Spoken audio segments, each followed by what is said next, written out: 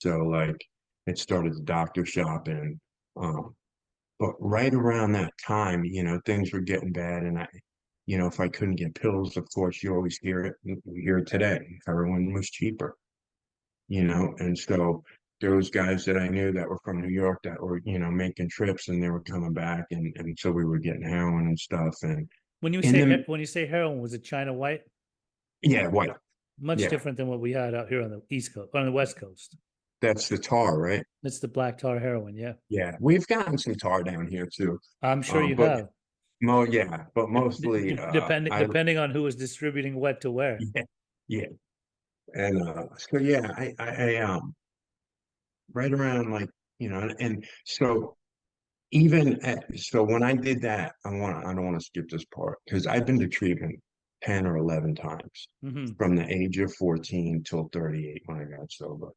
Um, when I violated probation that very first time, my offer was to go to treatment. So that was like my third trip to treatment.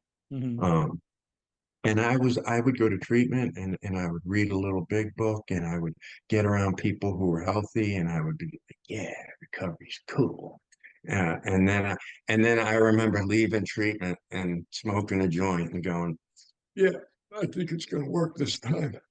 Like I was totally insane, man. I had no idea. I didn't associate marijuana or hard drugs with recovery or sobriety or, Yeah, it's you not know, heroin. It's just weed. Come on now. yeah, yeah, yeah. And so yeah, I want to say, so let me just rewind this real quick. So right around when we were leaving to go to New York, and I was off the chain and I left rehab, and my dad was in the hospital. He had an accident. He broke his back. So they were doing these surgeries as I was running amok in the streets. And so my mom took me to the beach one day, and that's when she told me. She said, listen, your dad may not make it through this. Um, he's fucking worried sick about you. I'm worried sick about you. We're getting ready to move. We don't know what to do with you. But he wanted me to tell you the reason why he's scared is because he was an addict and he spent half of his life in and out of federal prison and state prison. And that's not the road that he wants for you. And he was a heroin. And in that moment, man, I remember thinking, I share this with people like, that's fucked up.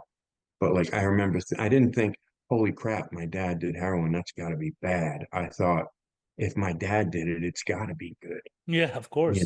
at 16, I thought that. At 15. I know that mentality. Yeah. Yeah, insane.